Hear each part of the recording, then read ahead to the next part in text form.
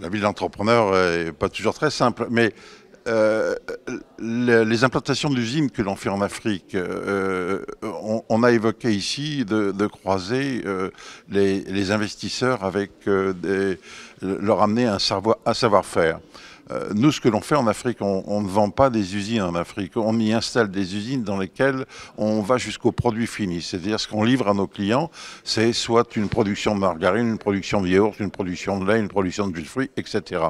Et nous trouvons ici, en Europe, en France, souvent, les industriels, le savoir-faire qui nous permet d'amener ce savoir-faire vers nos amis africains.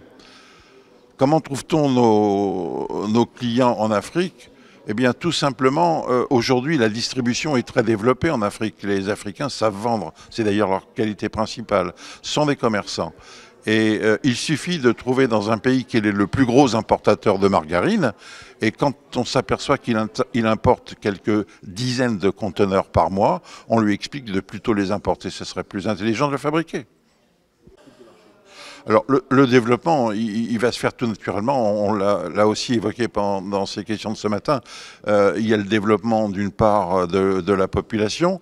Ce qui est très important, c'est de voir qu'il y a une génération d'Africains qui ont fait des études en Europe, des études aux États-Unis, et qui deviennent, contrairement à leurs parents et grands-parents qui étaient des commerçants, qui deviennent des industriels.